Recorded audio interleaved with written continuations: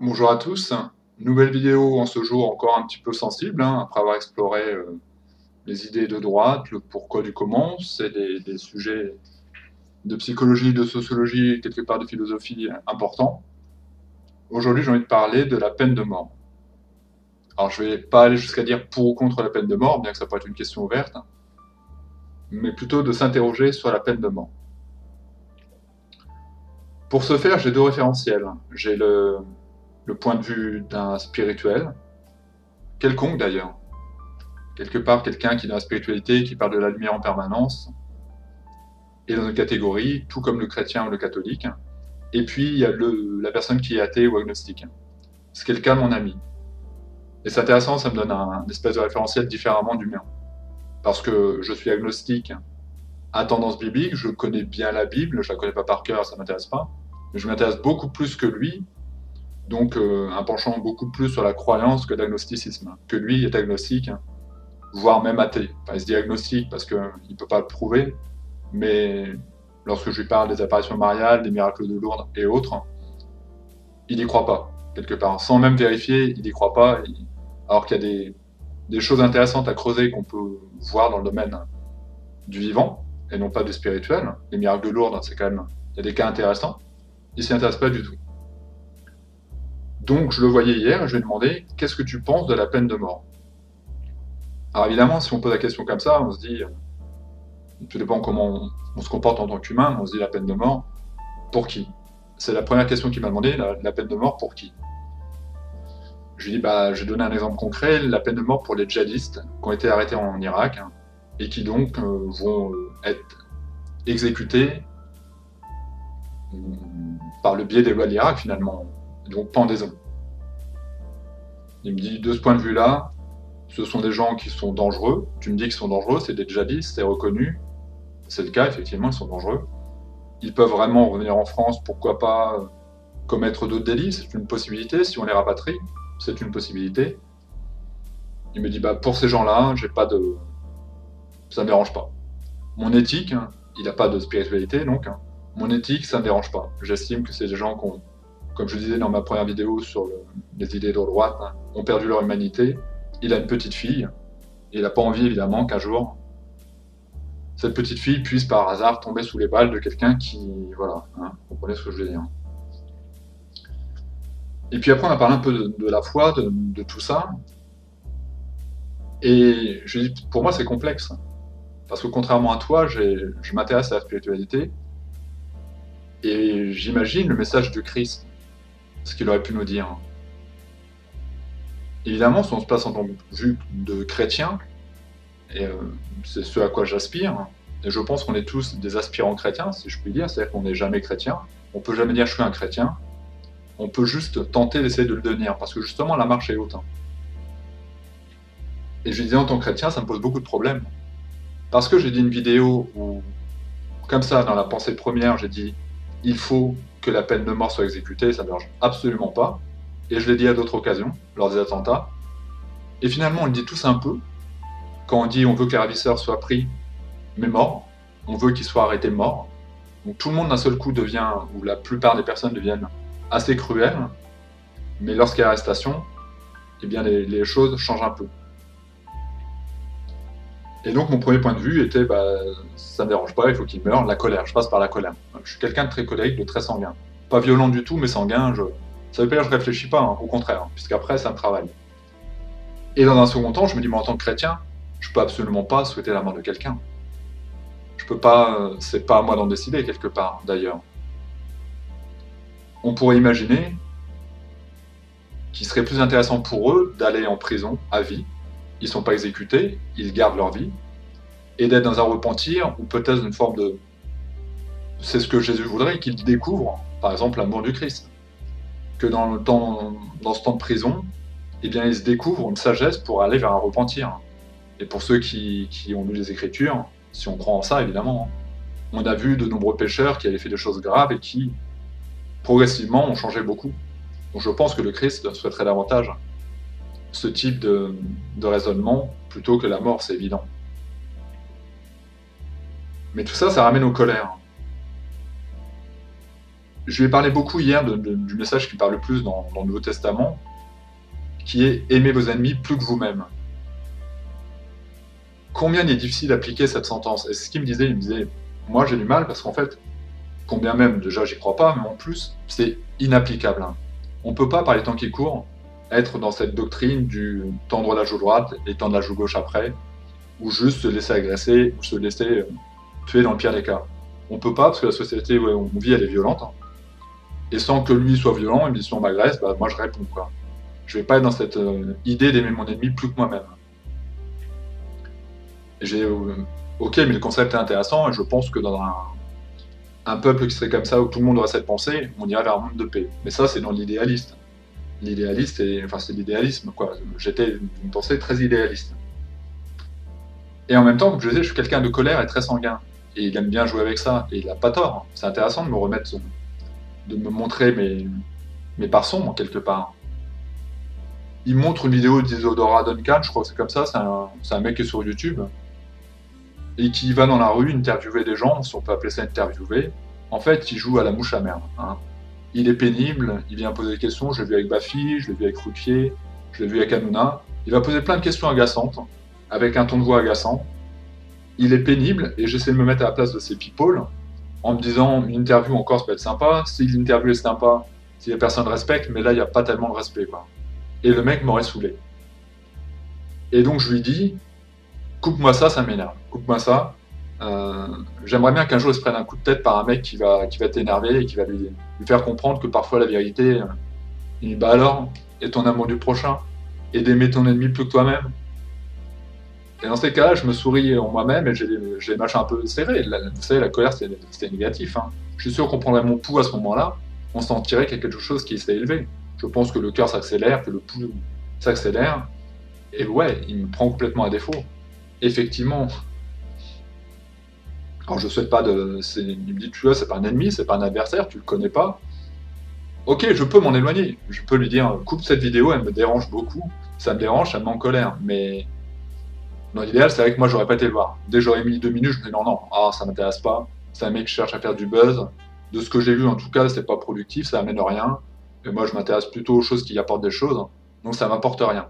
Mais qu'est-ce que je fais si moi, dans la rue, on vient comme ça m'interpeller comme une mouche? Bah, évidemment, je suis pas un people. Hein. Mais je pensais à un cas concret. Je pensais à Morgan Priest, qui après être passé de franc-maçon à sataniste à Jésus-Christ, mais entre-temps en protestant, parce qu'il était protestant, à l'époque où il faisait beaucoup d'interviews interreligieuses, d'ailleurs c'était plutôt intéressant, mais il était très protestant, son attitude, hein, à brûler des livres, à brûler des symboles bouddhistes, à brûler, enfin voilà, il le dit lui-même maintenant, j'étais quand même un sacré con. Morgan Priest, qui est certainement plus violent que moi, même dans les actes, hein, plus d'être capable de violence, hein, et il le dit plus ou moins, on le ressent dans certaines interviews, mais il se dit catholique. Comment ça se passerait, lui qui commence à être un petit peu connu, si on allait le voir, et justement sur cette espèce sur cet argument-là, en se disant là, je vais aller sur ce côté-là, je vais lui prendre la tête, je vais lui poser des questions pénibles, je vais lui parler de son amitié avec Soral, je vais parler de plein de trucs, je vais parler du fait qu'il était protestant, qu'il était franc-maçon, qu'il était sataniste, en fait, il ne sait pas qui il est, est-ce que vous ne pensez pas que vous êtes homosexuel? Le mec est un peu un troll, hein, il va aller loin, pour que Morgan Priest s'énerve, ce qui à mon avis arriverait assez rapidement, et lui dire mais Jésus ne vous a-t-il pas dit d'aimer votre prochain plus que vous-même, et que d'aimer votre ennemi, davantage encore que vous le faites là maintenant? Et c'est très complexe en fait, cette réflexion qu'on a. Et ça me rappelle une vidéo de la seule personne que je connais qui, après les attentats, évidemment, je ne peux pas dire qu'elle a pardonné. Hein.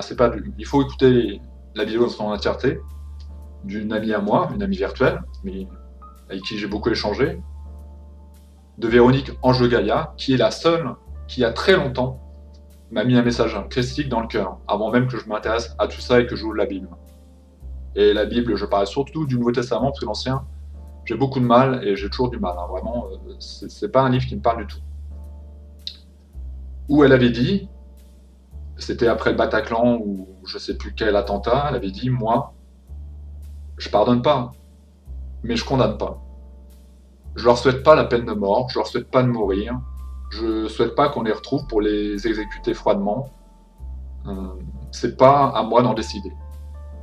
Je suis qu'un être humain, et elle est chrétienne, elle est dans le sacralisme, c'est-à-dire qu'elle est chrétienne, mais elle aime aussi beaucoup le bouddhisme, elle aime aussi voilà, d'autres courants spirituels, mais elle est quand même chrétienne. Et sur le moment, j'ai compris son message, j'ai entendu, ça m'a interpellé, je me suis dit, waouh, si cette femme dit vrai, je ne la connaissais pas du tout à l'époque, quelle sagesse. C'est la seule que je connais autour de moi qui est en train de dire ça. Et j'ai mis un petit commentaire en disant, c'est la première fois que j'entends ça, quelque part, j'en suis incapable, mais ça me fait réfléchir. Et j'en suis toujours là. J'en suis toujours dans cette part de colère et elle me connaît bien. On a même travaillé ensemble quelque part. Elle prie pour moi régulièrement. Si elle tombe sur cette vidéo, elle saura que le travail n'est pas encore fait. Parce que j'ai toujours pas su passer ce cap. Et les colères, si on me dit, bah voilà, il y a des djihadistes qui ont été pris. On est sûr que c'est des djihadistes. Hein. Je parle bien de certitude, pas des soupçons de quelque chose. Des gens qui ont commis le mal, qui sont vraiment prêts. Mon premier réflexe, ça va être rien à faire. Mais c'est pas du tout un réflexe chrétien. C'est tellement simple. Ça me rappelle une autre vidéo, je suis abonné à plein de chaînes évangélistes, différents courants, catholiques, chrétiens. Je sais plus de qui donc, mais un message qui disait « Comme il est facile d'aimer Jésus et la Vierge Marie, quand tout va bien. Quand vos enfants sont en bonne santé, quand vous êtes vous-même en bonne santé, quand vous avez de l'argent, enfin, suffisamment d'argent pour vivre, pas trop, mais que tout va bien, la famille est heureuse, le travail, il n'y a pas de chômage, tout est heureux. Et puis survient la maladie. Et puis survient des faits comme là qu'on ne peut pas contrôler, des attentats, des morts dont on ne peut rien faire contre, malheureusement. Et puis survient l'échec, et puis survient les moments douloureux, les théologiens avaient un nom par rapport à ça, enfin, le moment où l'âme devient noire, quoi, où c'est très difficile de croire. C'est justement dans ces moments-là qu'on sait si on est capable de croire et qu'on est chrétien. Il est tellement simple de l'être quand tout va bien, ou d'être catholique. Hein. C'est dans les moments où c'est dur qu'on sait si on a vraiment la foi. Et c'est peut-être d'ailleurs ce qui peut faire la différenciation avec ce que disait Véronique, c'est que moi, je suis agnostique à tendance biblique. C'est-à-dire que je ne sais pas, je cherche des preuves, mais des preuves, c'est improuvable. Ce sont des textes anciens. Combien même j'adore ce qui est écrit et j'aime la sagesse de Jésus. Est-ce que c'est pas quelqu'un qui a écrit ce livre, quelqu'un de sage, mais un bon conteur? J'en sais rien, j'ai aucune preuve de l'historicité de Jésus. Je l'ai recherché, mais je ne la trouve pas. Donc je parle même pas des autres religions, hein. En tout cas qui émanent après Jésus. Évidemment, si on creuse un peu plus loin, il y a les apparitions mariales qui posent quand même une question. Les apparitions mariales, les miracles de Lourdes et d'autres lieux. Ça pose question, mais après, il y a des rémissions spontanées dans des hôpitaux où il ne s'est rien passé. Hein. Donc c'est complexe, on reste avec très très peu d'éléments pour avoir cette foi. Et donc, je disais à mon ami, je disais, je ne peux me dire qu'agnostique malgré tout. J'ai absolument aucune preuve à te donner, j'en cherche moi-même beaucoup, mais je comprends tout à fait que tu me parles de ton agnosticisme ou quelqu'un qui est athée, parce que je peux absolument rien prouver. Sinon, ma croyance en ma volonté en quelque chose, de dire je sais que c'est vrai. Comment tu peux le savoir? Parce que je le sais. Ben, moi qui ai une approche sceptique, qui est une approche cartésienne, évidemment ça ne peut pas me convenir. Et je cherche des preuves. Ange de Gaïa m'a dit, je pense que tu auras des preuves, tu sentiras réellement la présence du Christ dans ta vie. Tu la sentiras sur un temps que tu t'es donné, un temps de travail spirituel que tu fais en ce moment. Il y a un moment où, je l'espère en tout cas, tu sentiras le Christ. Et tu passeras de ce côté agnostique, aimant beaucoup ce que le Christ a pu dire, et puis l'image de la Vierge Marie, à autre chose.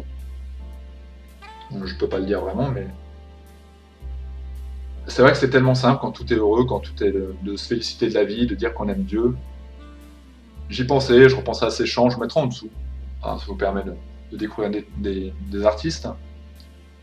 À ce groupe, ils sont dehors, il fait beau, les oiseaux chantent, ils chantent Abba Père. Abba Père, évidemment, c'était dans le Nouveau Testament. Parfois, Jésus parlait d'Abba. qui était le père.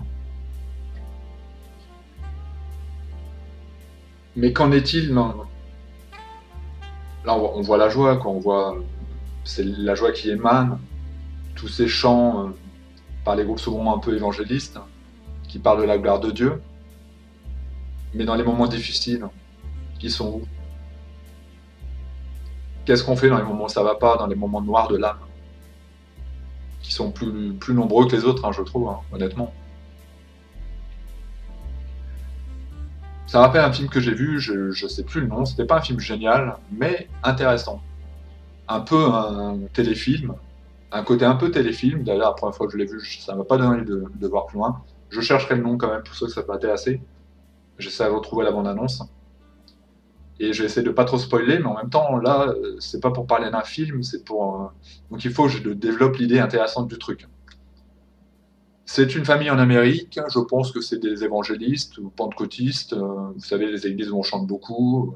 Ils sont très très pieux, tous, les parents, les deux parents, les enfants, ils sont tous très pieux, notamment la petite fille qui porte une croix autour du cou, c'est important pour elle, et là tout est heureux, tout est génial, tout est formidable. Et puis la petite fille commence à tomber malade. On ne sait pas ce qu'elle a, elle va de médecin en médecin. Les premiers médecins disent elle a rien, c'est psychologique peut-être, il n'y a absolument rien, rentrez chez vous, il n'y a pas de problème. La mère sent son fort intérieur que c'est certainement plus important. Elle va aller voir d'autres spécialistes qui vont lui dire oui, il y a une maladie assez grave, malheureusement une maladie qui peut amener à la mort. Et cette petite fille va souffrir beaucoup. Elle va être sous soins à la morphine, elle va être en permanence en train de faire des opérations et elle va souffrir le martyre pendant des années et des années. Ils vont devoir, pour ce faire, parce qu'ils vont aller voir les meilleurs spécialistes, donc il faut qu'ils traversent, ils prennent un avion, je ne sais plus où ils vont, mais ils traversent un pays pour aller ailleurs. Pendant ce temps, le père reste tout seul dans la ferme familiale, il s'occupe de chevaux. Ils perdent de l'argent, énormément d'argent, pour sauver leur petite fille. Leur couple en pâtit beaucoup, le père travaille 2 fois plus, mais ça suffit pas. Ils sont dans la situation financière compliquée. Le père n'est pas là, il est là très rarement pour aller les voir, donc la mère et la petite fille partent tout seuls très loin de la famille, et tout ça crée de la tension, et eux sont en train de se séparer plus ou moins, en tout cas affectivement, il n'y a plus de relation affective, la mère ne pense plus qu'à sauver sa fille, la fille ne pense plus qu'à ne plus avoir mal quelque part, même si elle a énormément la foi encore, et que ça l'aide beaucoup à tenir, et puis le père fait comme il peut pour essayer de tenir cette famille qui est en train de s'écrouler. Et la mère perd la foi. Notamment, elle pose une première question, elle est sur le palier de sa maison, les mains dans la tête, enfin, les mains dans la tête dans les mains, et puis elle dit « Mon Dieu, où es-tu » Et quelque part, on se rappelle de cette phrase que Jésus a pu dire, j'ai mis « a pu » pour le côté entre guillemets, « Père, pardonne-moi car ils ne savent pas ce qu'ils font », et bien là c'était un peu « Mon Dieu, mon Père, où es-tu » Tu n'es plus là, tu as disparu, et puis elle n'aura pas de réponse. Aucune réponse. Il n'y a pas de réponse. Et donc elle va continuer elle va continuer son chemin d'apostasie de l'église en quelque sorte, elle ne va plus aller à l'église alors qu'elle y allait régulièrement, on ne va plus du tout l'avoir dans les temps de prière, on va aller en altercation avec des femmes dans l'église d'ailleurs qui ne vont pas être très habiles, ce qui va encore plus la conforter à ne pas y aller, et elle va se détacher de la foi progressivement. Et je suis désolé, je vais vous spoiler comme un je vais pas dire le mot qui est vulgaire, comme un salopio, parce que c'est important par rapport à la morale de ce que je suis en train de dire. Elle a perdu complètement la foi, la petite fille non, elle porte toujours précieusement sa croix autour du cou, et le Christ pour elle est important. Et puis comment ça se passe? Elle sort de l'hôpital et elle va dans la maison familiale, et elle va pas bien. Sa grande sœur lui dit viens, on fait du foot. Il commence à faire du foot et puis elle n'a pas le moral, elle souffre beaucoup en fait. Elle est presque au point de demander de mourir. Elle dit genre, je vous aime beaucoup, mais j'ai tellement mal, maman, aide-moi s'il te plaît. Et là, elle est en famille, elle a plus d'énergie, quoi, elle a plus de force, elle a plus envie de rien. Et sa grande sœur lui dit, ben viens, on monte dans l'arbre. On monte dans cet arbre, on aille toujours. Au début, elle dit, oh non, ça me branche pas, et puis finalement, ils montent dans l'arbre. Et l'arbre L'arbre, d'ailleurs, fait un peu en carton-pâte, hein, je trouve. Je suis pas sûr que ce soit un vrai arbre, pour le coup. L'arbre, il y a une branche qui va casser, et puis l'espèce de tronc central va s'écrouler. Et cette petite fille qui est malade, hein, qui a des soins très très importants, hein, qui est vraiment affaiblie, tombe dans le tronc de l'arbre. Elle tombe dans le tronc de l'arbre. Évidemment, c'est la panique complète pour la grande sœur qui se dit « Mon Dieu, qu'est-ce que j'ai fait ?» La mère qui est complètement paniquée, le père, les pompiers arrivent. Très compliqué comme situation, comment on va faire pour descendre dans le tronc? Il faut qu'on réfléchisse. Est-ce qu'elle est vivante? Il ne faut pas qu'on la blesse si elle est vivante. Ils se rendent compte qu'elle est vivante. Ils vont réussir à l'extirper. Et le miracle intervient. Alors j'espère que vous auriez coupé avant, parce que du coup vous êtes spoilé à mort. Hein. Mais le miracle intervient. C'est-à-dire qu'elle va sortir de l'arbre, sans échymose, et guérit de sa maladie. Sa maladie a disparu. Dans un premier temps, elle le voit, elle le sent, elle commence à... Alors qu'elle a logiquement des échymoses. Je n'ai pas été vérifier la véracité de ce film, ce qui s'est réellement passé, mais parce que c'est inspiré d'une histoire vraie, enfin c'est tiré d'une histoire vraie. Il a écrit inspiré de faits réels, donc je pense que dans l'ensemble, c'est à peu près vrai. Et très vite, elle a envie de courir. Et sa mère lui dit « Non mais arrête, avec ce qui vient d'arriver, plus c'est la maladie. Non, non, mais ça va, maman, ça va, j'ai une énergie. » Et puis ses parents se rendent compte qu'effectivement elle a l'énergie, ils disent bah, « C'est curieux, je ne lui ai pas donné son traitement ce matin. » Et le père dit « Bah, écoute, tant mieux, on verra quand elle le demandera, on va lui rendre.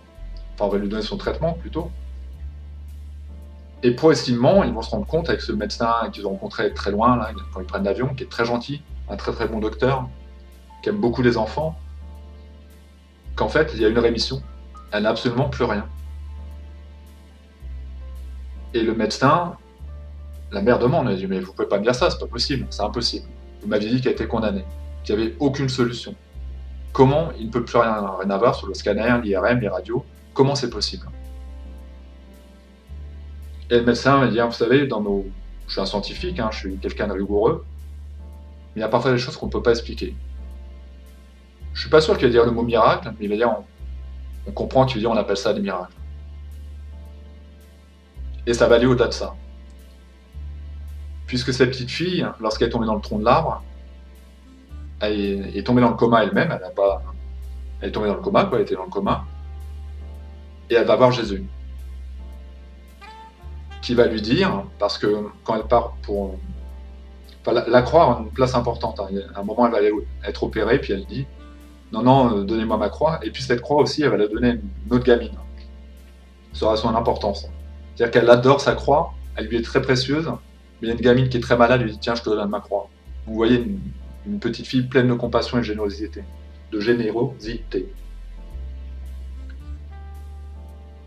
Et donc, elle va voir Jésus qui va lui dire tu vas être guérie. Ce qui fait que quand elle sort du coma, quand elle va commencer à en parler, elle va dire maman, papa, j'ai vu Dieu, j'ai vu Jésus. Et il m'a dit que j'allais guérir. Donc je sais que j'ai guéri. Va se poser pour les parents un problème. Comment on peut dire ça? Comment on peut... C'est incroyable comme histoire. Et ça l'est. C'est incroyable. C'est ça que j'aurais pu raconter à mon ami. Qui me dit oh, c'est des conneries, c'est un film. Oui, mais effectivement, je n'ai pas été vérifier la source. Il faudrait que je le fasse. Mais comment l'expliquer, ceci dit? Je me perds un peu. Je m'étais perdu un peu, mais c'est pas grave. Souvent, ça m'arrive, j'ai tellement de pensées à la fois, mais je retrouve le film. Moi, cette croix a une importance parce qu'elle a donné à la petite fille qu'elle n'est pas bien, alors qu'elle adorait sa croix, hein. Elle lui était précieuse, elle lui a sauvé la vie plusieurs fois, elle le pensait. Et peut-être que ce jour-là, elle s'est dit qu'elle... C'est même pas qu'elle voulait plus vivre, c'est qu'elle pensait que la petite fille en avait plus besoin qu'elle, donc elle lui donne sa croix. Et il se retrouve dans l'église où la mère a été... Voilà, sa fille est guérie, quand elle voit le docteur, elle saute dans les bras de joie, elle est totalement heureuse, euphorique. Et vient le moment où elle va devoir parler de cette situation à l'église, d'un miracle, et c'est jamais simple. Et elle va être prise à partie par quelqu'un qui va lui dire ouais, c'est facile, hein, on ne sait pas ce qui s'est passé, qu'est-ce qui dit qu'elle était vraiment malade, des gens qui n'étaient peut-être pas là à l'église avant, des gens médisants de l'église. Et la mère, sait pas quoi dire. On voit qu'elle a envie de pleurer, parce qu'effectivement, ils auraient pu mentir, ils auraient pu inventer. C'est compliqué, on remet en parole la vérité de leur fille, mais quelque part, le mieux serait peut-être de dire, bon, bah, on va partir, on s'en va, on venait vous livrer cette histoire, on pense qu'il y a un message d'espoir, mais on peut comprendre que vous ne croyez pas. Et il y a quelqu'un qui se lève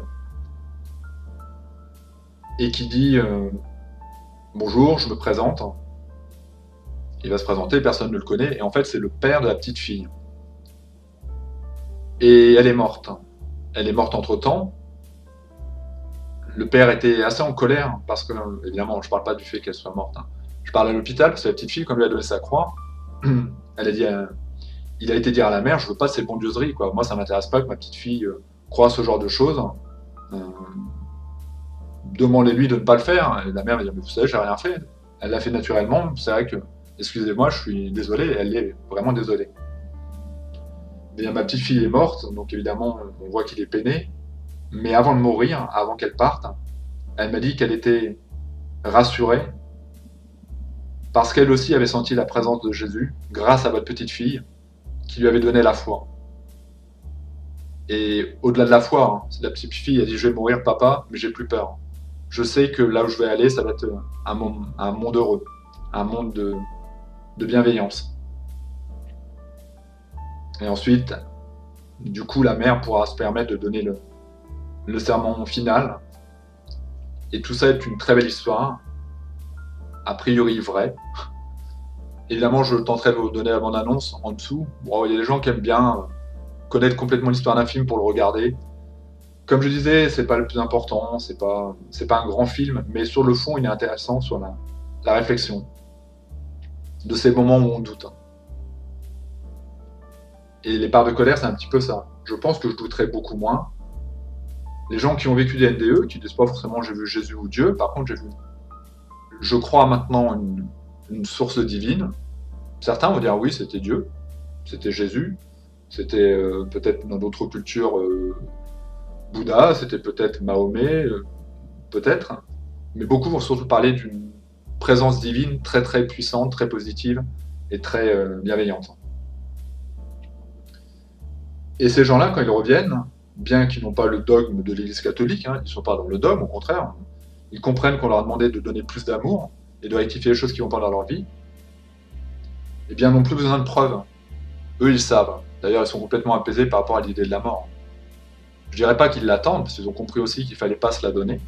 Tout ça, ils l'ont compris en quelque part un quart de seconde. Ils ont pas besoin, ils savent qu'il ne faut pas sauter la vie pour y retourner, mais que c'est un monde très heureux, donc ils n'ont pas du tout peur de la mort. Et surtout, la plupart, ça leur donne une grande sagesse. Et je pense qu'à ces personnes, si on parlait de peine de mort, ils diraient non. Non, non. Évidemment, même si j'imagine que c'est mes enfants qui sont touchés dans cette atrocité, si jamais il y avait un attentat ou autre, prison à vie, c'est plus juste, c'est plus humain. Tout humain dirait, toute personne dans l'émotionnel dirait peine de mort, effectivement, comme je disais au tout début, c'est ce qui se passe quand il y a des ravisseurs, quand la police les poursuit. Quand enfin ils sont arrêtés et surtout tués, tout le monde applaudit. Soyez honnête avec vous-même. Beaucoup, en tout cas, applaudissent, beaucoup se félicitent. Ils disent enfin c'est fini et ils sont morts. Eh bien, quelqu'un qui a davantage dans la spiritualité pourra pas se dire ça. Moi, je peux me poser la question de me dire est-ce que je peux me permettre de dire c'est bien qu'ils soient condamnés à mort? Et il y a ceux qui ont la réponse. Ceux qui ont la réponse par leur foi profonde, comme Véronique qui dit non, je ne peux pas me permettre de les condamner. J'y arrive pas, c'est complexe. C'est pas condamner. Oui, je peux les condamner, mais non, je veux pas appliquer une peine pour eux. Je pense aussi qu'il y a une question d'incarnation de vie et qu'ils ne sont pas sur le même chemin d'évolution que moi ou d'autres. Que vous, peut-être, qui écoutez la vidéo et qui vous dites ah, ça me parle un peu, effectivement, ouais. Quand on est à la spiritualité ou chrétien ou catholique, on ne devrait pas avoir ce type de pensée. Et que eux, les djihadistes qui vont aller se faire péter au nom de Dieu, tuer des innocents et même de leur propre communauté, et se tuer eux-mêmes, enfin tout est complètement irrationnel là-dedans, Évidemment qu'ils ne sont pas sur le même chemin d'éveil que tous mes amis, par exemple. Si on sélectionne des amis qui nous ressemblent, évidemment qu'ils n'ont absolument rien à voir avec... c'est évident. Peut-être faudra-t-il des vies, si on croit au concept de vie après la mort et la réincarnation, peut-être faudra-t-il des dizaines de vies pour qu'ils viennent à être comme ça. Mais si on est sur ce principe bouddhiste, qu'est-ce qui nous dit que nous-mêmes, on ne l'a pas été? Qu'on n'a pas été autant des croisades, des barbares terribles, qui ont tué des hommes par milliers? Qu'est-ce qu'on en sait? Et moi, je suis pas parfait. Hein. Il me reste encore la colère à travailler. Il me restait déjà le côté sensuel, quoi, la sexualité. J'avais expliqué, j'étais addict au porno. Donc voilà, ce côté de la chair. Qu'est-ce qui me dit que c'est pas lié à d'autres vies que j'ai eues avant? Il y avait une relation par rapport à ça. Ouais, c'est les choses que je pourrais cibler, la colère, le péché de chair. Si on parle des péchés, c'est le péché de chair, où j'étais un peu trop attiré par ça, bien qu'étant célibataire, donc je peux pas vraiment juger. Mais ça, quand on s'en pose question, déjà, souvent les gens disaient comment tu peux reconnaître un péché? Bah, c'est quand tu te questionnes dessus et que tu dis j'ai l'impression que je fais vraiment mal là. Si tu as l'impression que tu fais vraiment mal, il faut que tu te remettes en cause. Si c'est pas le cas, non. C'est pas ton chemin d'évolution, c'est pas le moment. Il y a des gens qui vont sur les sites porno, ça les dérange pas, donc il n'y a aucune notion de péché, donc ils n'ont aucune raison de réfléchir sur le sujet. Mais moi, ça me dérange. Tout comme mes colères me dérangent. Je sais comment les éviter, les colères. En évitant les gens violents, en évitant d'aller dans des environnements violents, enfin ça c'est le cas, mes amis sont pacifistes, en évitant d'aller voir des vidéos d'Isadora Duncan, par exemple, qui m'énervent, c'est complètement stupide d'aller le voir s'il m'énerve, donc je l'évite. Il me donne pas un contenu qui m'intéresse. Je peux voir des vidéos un peu plus... je sais pas, des vidéos de gens de droite et autres, où on pourrait penser que ça prône la haine, mais quand même, il y a des réflexions. Il y a une pensée philosophique, il y a un échange, il y a un débat. Parfois c'est des débats, j'apprends des choses. Je m'intéresse, c'est de la culture. Donc c'est très différent. En fait, évidemment c'est complexe, évidemment ça me paraît un peu hypocrite, mais pour être heureux, il faut être dans des espèces de formes d'angélisme. Chose à laquelle j'ai souvent pensé, hein, je sais très bien. C'est-à-dire arrêter de se couper les réseaux sociaux ou se désabonner de certaines chaînes qui peuvent être anxiogènes, par exemple. Bien que moi, les chaînes auxquelles je suis abonné, c'est plutôt pour me cultiver, mais je pense à une autre chaîne, les chroniques de Rorschach, je crois. Si vous voulez, je mettrai le lien en dessous, comme ça lui fera un peu de promo. Peut-être le veut-il. Et voilà, c'est le type de vidéo qui peut m'énerver. Parce que le mec est très sûr de lui, qu'en permanence il nous traite de moutons, que lui a la connaissance, et que cette connaissance était quand même à dire jour -9 avant le début de l'apocalypse. Ah ouais, c'est audacieux, hein. Il y en a beaucoup avant qui ont tenté, qui se sont cassés les dents, mais toi t'es sûr. Ah, moi je suis sûr. On sent, le mec dans son truc il est sûr. Et d'ailleurs, même lorsqu'il s'est rendu compte que non, ce que j'aurais pu lui dire depuis très longtemps, il n'y a pas vraiment d'excuses. Hein. S'il y a des gens qui sont partis, qui ont quitté leur pays, comme il le demandait de quitter les banques et autres, non, pas d'excuses. Les gens ne sont pas encore prêts à m'entendre.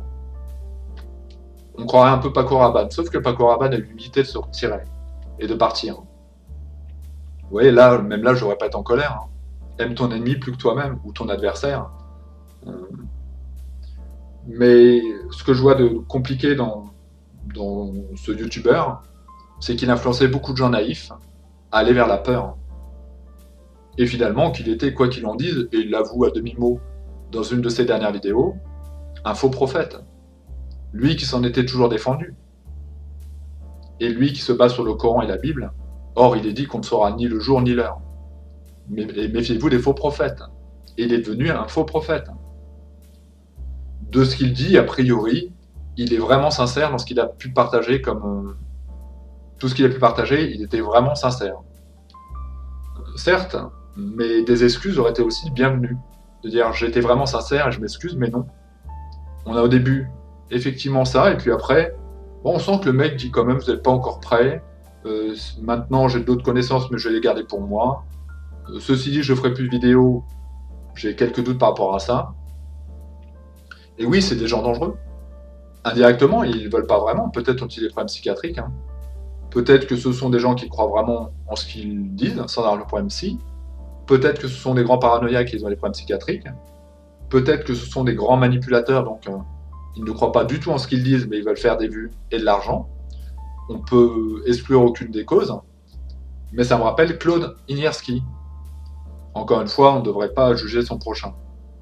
Mais quand on a des gens qui font des vidéos apocalyptiques, il n'y a pas d'autre mot, en disant je connais la date et l'heure, préparez-vous, Jésus revient en gros, mais vous allez payer chèrement, et qu'ils donnent des dates, ces gens-là donnent des dates, hein, septembre 2015, bon, voilà, je ne sais plus les dates, bon, moi ça a fait beaucoup rire de suivre au tout début, de mettre quelques commentaires trollesques comme je sais le faire, et puis au bout d'un moment de voir que les commentaires étaient désactivés, parce que cette fin du monde ne vient pas du tout. Mais que lui aussi demandait de quitter les banques, de revendre sa maison, il dit moi-même j'ai vendu ma maison, bah, j'espère que c'était vrai, parce qu'il y a des gens qui ont dû le faire. Non, ah, écoutez ce vrai prophète, tous ces prophètes qui sont initiés par des gens qui font des rêves incroyables. Donc Rorschach, en plus de ses études, je sais pas comment on le dit, hein, en plus de ses études théologiques et autres, hein, et de l'astronomie, c'est un grand visionnaire, hein, il a des gens qui disent oui j'ai fait ces rêves-là, donc c'est sûr, c'est vrai, j'en ai rêvé. Ah bah oui, si t'en as rêvé, hein. Je te parlerai pas de mes rêves, on va éviter. Hein. Je peux te dire que tous les rêves ne sont pas forcément réalistes et que tous les rêves ne sont pas forcément prophétiques. La preuve en est. Donc tous ces gens qui suivaient, qui disaient j'ai fait des rêves, des songes, et oui je le confirme, se sont tous trompés.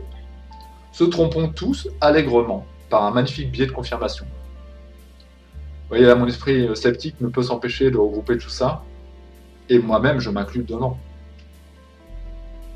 Comment puis-je croire en quelque chose? Mon ami me disait, bah ouais, mais écoute, bon, tu me parles des apparitions mariales, tu me parles des miracles de Lourdes, bon, j'y crois pas, je pense que même s'il se penchait dessus, il dirait, oh, c'est des rémissions spontanées, c'est... Voilà, quelqu'un d'athée ou d'agnostique profondément ne changera pas d'avis, mais qu'est-ce qu'elle attend? Un peu ironique, un peu cynique, un peu sarcastique, mais en même temps, c'est vrai. Mais qu'est-ce qu'elle attend si la Vierge Marie est apparue plusieurs fois? Mais qu'est-ce qu'elle attend pour le faire? Si je la vois, je croirai. Si je la vois, je te le dis, je commencerai vraiment à m'intéresser à ce que tu dis. Tu pourras me partager du contenu, on pourra en parler ensemble. Je quitterai mon point de vue d'agnostique pour aller de plus en plus vers toi et peut-être lire les Écritures. Mais pour le moment, c'est pas le cas. Oui, il y a eu un lieu très intéressant, Notre-Dame de Zeytoun. La Vierge Marie qui apparaît en grande partie à des musulmans, puisque en Égypte. Mais on n'entend pas parler. Et puis, c'est encore assez ancien. Et puis, les films qu'on voit sont étonnants, les photos qu'on voit sont étonnantes, mais est-ce que c'est une preuve en soi? Est-ce que dans la foi, on est capable de mentir tout autant que dans le domaine du paranormal? Parce que pour m'être un peu intéressé, on m'intéressait beaucoup même au monde du paranormal, il y a quand même un nombre incroyable de fakers et de gens qui veulent vous tromper. J'ai beaucoup plus de mal à le dire pour les religions, parce que quand on dit qu'il y a 70 000 personnes qui l'ont vu plusieurs fois, c'est-à-dire qu'il y a des témoins. Il y a eu d'autres apparitions au Mali, je crois, et ce n'était qu'un commentaire, mais il y a quelqu'un qui disait, il y a une photo, et qui disait dans les commentaires, j'étais présent, je l'ai vu, cette apparition. Donc on pourrait dire, oui, bon, c'est des photos truquées, sauf que si on allait dans les journaux, on pourrait certainement voir qu'il y a des gens qui disent, en grand nombre, avoir vu ce qu'ils pensaient être Notre-Dame, qui ne parlait pas, mais la Vierge Marie, sur un toit. Ils ont cherché à comprendre si c'était pas une espèce de visioprojection, et apparemment ils n'ont rien trouvé. Peut-être faut être plus que je me penche sur le côté sceptique, mais de ce que j'ai vu, ils n'ont pas trouvé ce que c'était, ils n'ont pas compris. Pas simplement la Vierge Marie, une apparition, avec des colombes, des vraies colombes ou des colombes un peu imagées, je sais pas. Enfin, tout ça pose question, et évidemment, si on avait encore de nos jours des signes comme ça, mais ça convertirait par milliers. Et moi, j'ai fait cet appel, hein, à la Vierge Marie et à Jésus de se manifester maintenant, ces temps présents, tellement difficiles, pour nous donner un grand message, à tous, un grand message d'espoir. C'est mon plus grand souhait. Et ça a toujours été le cas. Même à l'époque de Jésus, on lui demandait de faire des miracles. Il a fallu qu'il prouve qu'il était le Fils de Dieu, le Messie, qu'il n'était pas un simple humain, qu'il n'était pas non plus un simple magicien, qu'il était autre chose, plus important. Et la Vierge Marie, qu'est-ce qu'elle fait à Lourdes? De montrer justement cette importance du spirituel ou des apparitions mariales, c'est faire des miracles pour que les gens croient. Et suite à ça, de nombreuses conversions. Je suis sûr, dans les pays musulmans, il y a eu des conversations. Peut-être des conversations, oui, effectivement, mais des conversions au christianisme par rapport à cette apparition de la Vierge Marie. Parce que, comment se fait-il que ce soit toujours la Vierge Marie qui apparaît et pas la femme du prophète, ou pas le prophète lui-même? C'est toujours la Vierge Marie. Est-ce qu'il n'y a pas quelque chose d'important à comprendre dedans? Et notamment dans certains messages qu'elle a pu adresser, en parlant de son fils, le Christ. Donc en signifiant que son fils était bien le Fils de Dieu, même ça dérange beaucoup de personnes. En montrant pourquoi y aurait-il l'importance de la croix, lorsqu'elle a apparu de nombreuses fois, si on croit en tout ça, la Vierge Marie porte généralement un chapelet à la main, avec une croix. Pourquoi le symbole de la croix serait-il important?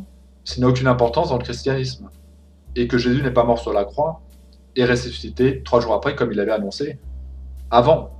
C'est-à-dire que c'était pas comme si... Non, il a dit dans 3 jours. Les apôtres ne comprenaient pas de quoi il parlait, mais il leur disait clairement, dans 3 jours, je vais être crucifié, et 3 jours après, je ressusciterai. Mais évidemment, ils ne comprenaient pas son nom. Mais de quoi parle-t-il?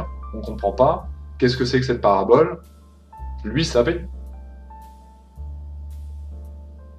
Donc oui, ce serait, même pour moi, tellement souhaitable.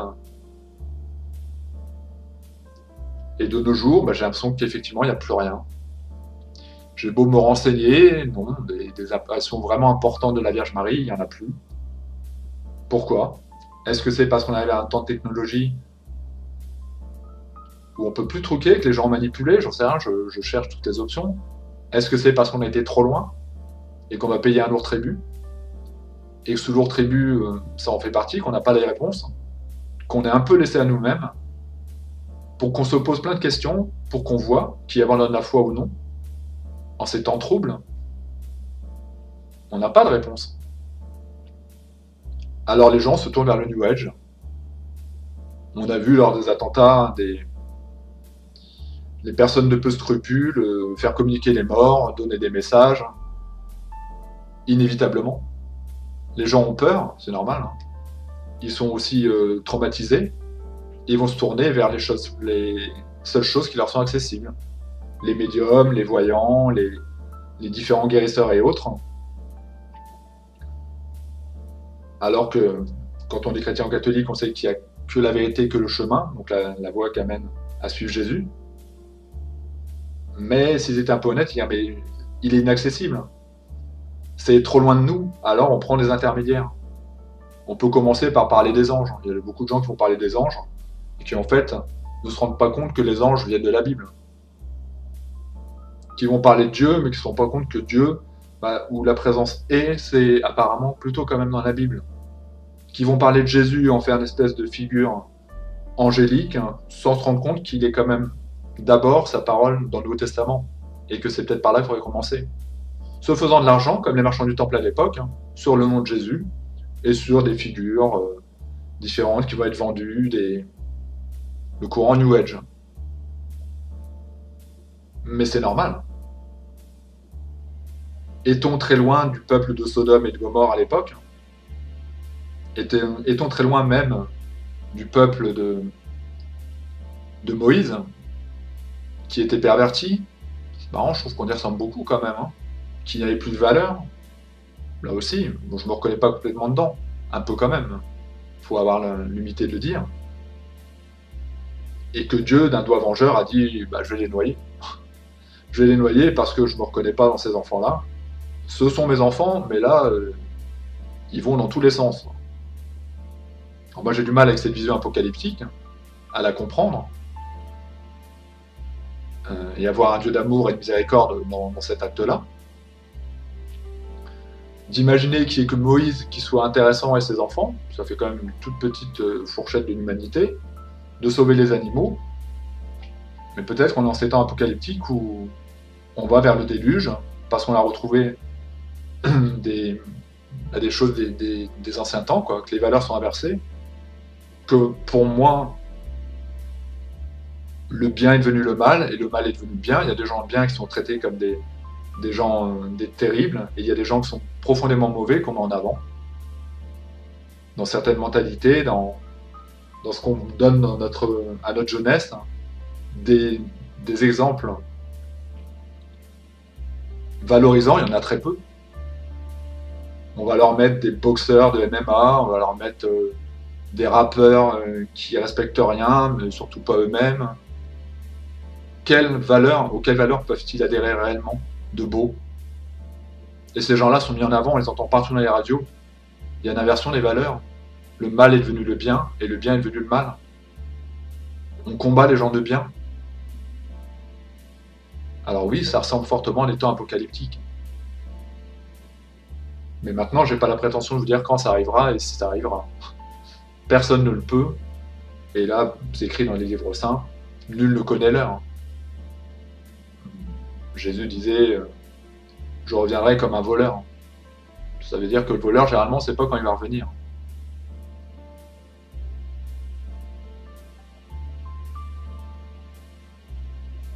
Enfin voilà, c'était cette réflexion sur la colère, les parts sombres qu'on a en nous, qui peuvent être multiples. Et puis la peine de mort en fait partie complètement quoi, de cette pensée première. Et donc ma conclusion, c'est que oui, je souhaiterais, alors, ce que je souhaite n'a aucune importance, hein. C'est pourquoi d'ailleurs il est important de se détacher des choses négatives. Parce que vous allez voir des vidéos sur des attentats ou autres, ou des gens vraiment haineux, mais vous pourrez absolument rien changer. Peut-être que si vous étiez la politique, vous auriez un pouvoir quelconque, et encore. Donc ça apporte absolument rien. Mais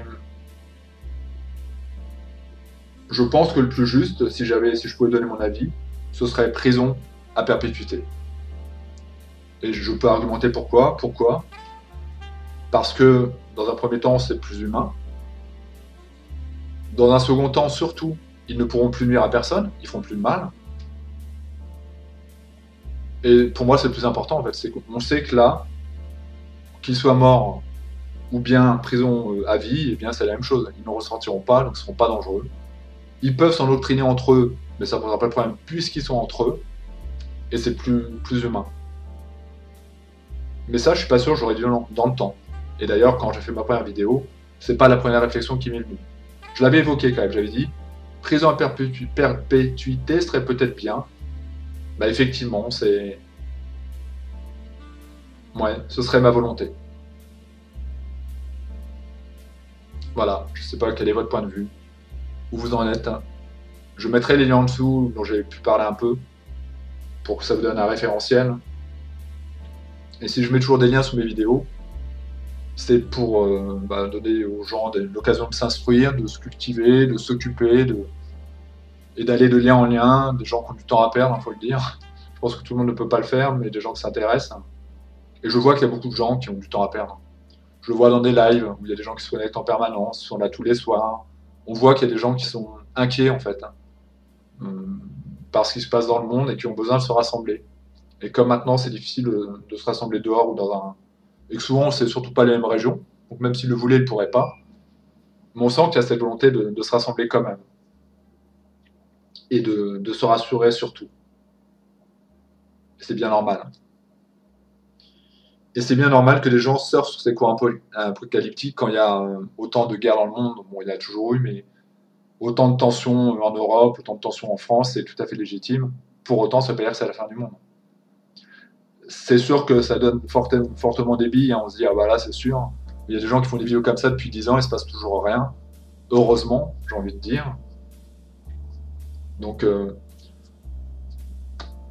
on pourrait penser qu'il y a un accroissement, mais il y a toujours eu des temps difficiles. Et même si on est dans le temps, il y a d'autres, ça a changé. Le terrorisme, c'est vrai que c'est plus récent.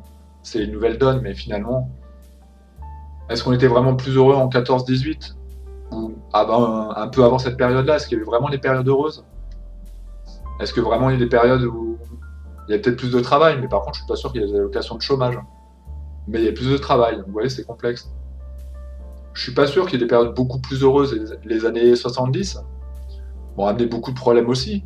Maintenant, de ce qu'on voit, de ces enfants qui ont perdu un peu toute leur valeur, des drogues. Beaucoup de gens sont tombés dans la drogue à partir de ce moment-là, l'hypersexualisation des femmes, amenant aussi des problèmes, amenant vers le porno. Vous voyez, il y a tout problème, toute époque a ses problèmes en fait. C'est vrai que le terrorisme est une bonne nouvelle quand même.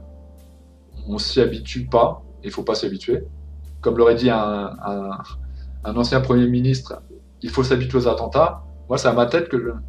À ma tête, peut-être qu'à ma tête, je m'habitue pas, mais c'est surtout à ta tête, Manuel Valls, que je m'habitue pas. Et ce qui est marrant, c'est quand tu es parti en Espagne, ben, les gens s'habituent pas non plus à ta tête. Donc non, on s'habituera jamais au terrorisme. Jamais. C'est pas dans notre nature.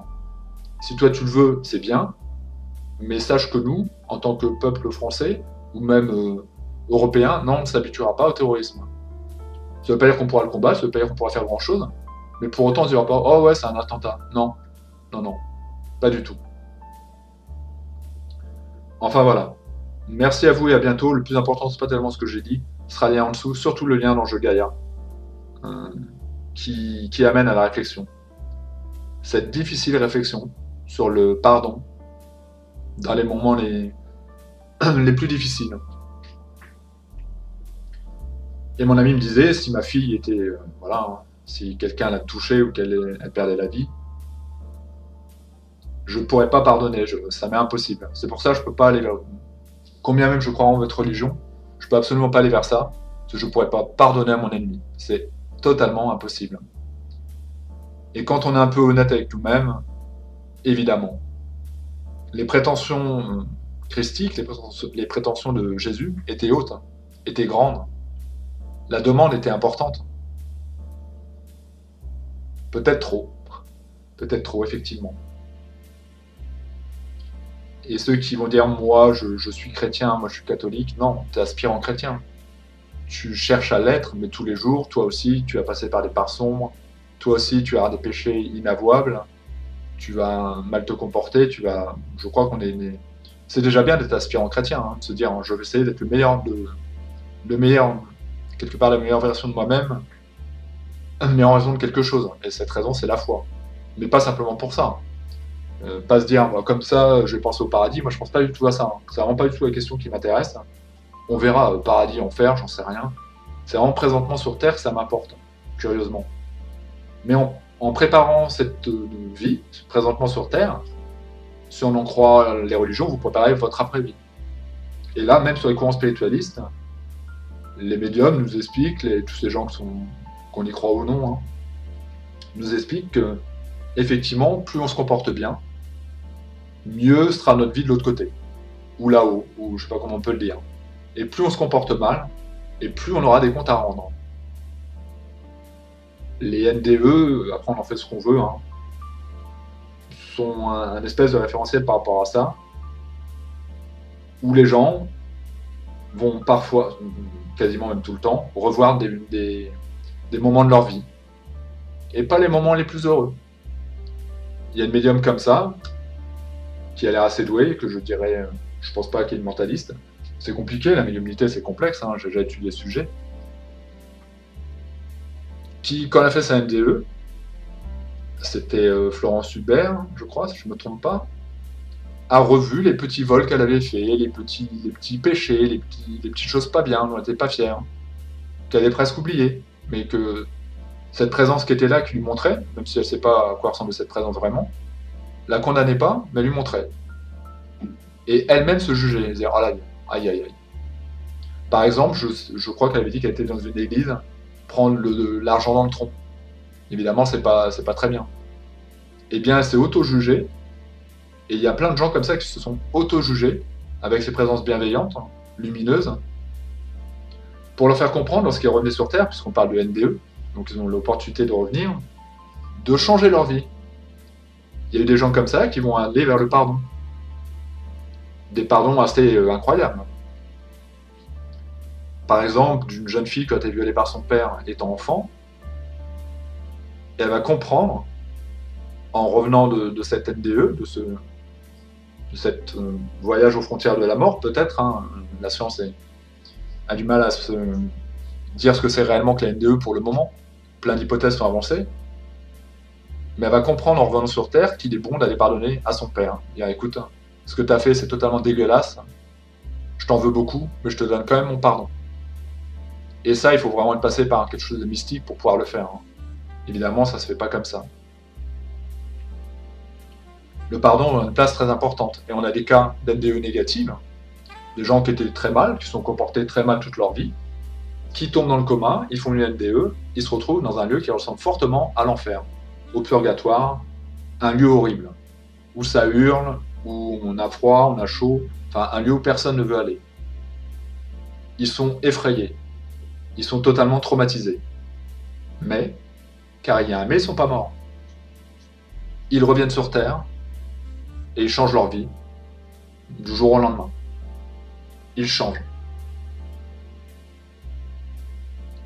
Donc vous voyez que c'est une importance de cette action qu'on aura sur Terre. Et puis moi, ça me semble tellement logique. Hein. De respecter les gens avec qui on vit, de respecter le lieu où on vit, comme on le peut, hein, d'être un minimum écologique, ou en tout cas écologique, ouais, de respecter le lieu. Par exemple, moi, j'ai pas de vécu, je peux pas forcément aller trier mon plastique, mais de pas jeter un papier par terre, de pas... Voilà, de penser qu'une terre, on n'en a qu'une. Hein. C'est comme une mère. Hein. Une mère, on n'en a qu'une. Un père, on n'en a qu'un. Eh bien, les spiritualistes disent que la terre, c'est Gaïa, c'est notre mère. Et que si on la détruit, à la limite, elle pourra survivre. Hein. Elle nous survivra. Elle se reconstruira plus ou moins, sauf si vraiment on va très loin et qu'on l'atomise. Mais au final, c'est elle qui vivra le mieux. Mais par contre, il y a un moment où on va aller priver des ressources. Et ça va faire ça va nous tuer nous. La Terre se remettra de ça, de ce cataclysme. Nous, c'est beaucoup moins certain. Donc évidemment, qu'on soit dans une approche christique ou bien bouddhiste, où c'est quand même assez semblable, dans le bouddhisme, il y a moins de dogmes, mais finalement, ça nous apprend la compassion, l'altruisme, la méditation, c'est pour apprendre à se ressourcer. Si on n'est pas un maître bouddhiste, c'est juste pour apprendre à rentrer en soi et finalement ça apporte du calme. Et la compassion, c'est très important. Et inévitablement, on fera un monde meilleur. Inévitablement. Merci à vous et à bientôt, les liens seront en dessous. Difficile question, difficile réflexion philosophique, mais il est intéressant de se la poser si on est dans la spiritualité, qu'on se dit chrétien ou catholique, ou même musulman, ou bouddhiste, mais je pense que les bouddhistes auraient la même réponse, ils ne condamneraient pas quelqu'un... Ils savent très très bien, pour eux, que la notion de karma est très importante, que ces gens-là paieront sévèrement dans la vie future. Donc, il n'y a pas besoin de les juger. C'est pas à nous de le faire, ils vont tellement payer dans leur vie d'après que je suis sûr qu'ils auraient la même pensée en disant non, on ne les condamne pas. D'ailleurs, les bouddhistes, pendant très longtemps, se sont laissés massacrer. Je dis pendant très longtemps, parce qu'il y a quand même eu un revirement avec celui qu'on appelle le vénérable W. Un film a été fait sur le sujet, je ne sais pas si à le voir. Un moine bouddhiste qui massacre. Un moine bouddhiste qui tue. Bon, c'est l'une des premières fois dans l'histoire. Pourtant, il se dit bouddhiste. Pourtant, apparemment, ce sont vraiment des moines bouddhistes. Mais là, ils sont ultra violents. Vous voyez que même là où on est censé trouver de l'amour, il y a toujours cette part sombre. Le diable a infiltré quelque part, encore une fois, cet univers, tout comme c'est le cas dans l'Église, tout comme c'est le cas dans le cœur des chrétiens, des catholiques, où on n'est absolument pas exempt de péché. Merci à vous et à bientôt. Portez-vous bien et gardez la foi, quelle que soit votre foi. Merci à vous et à bientôt.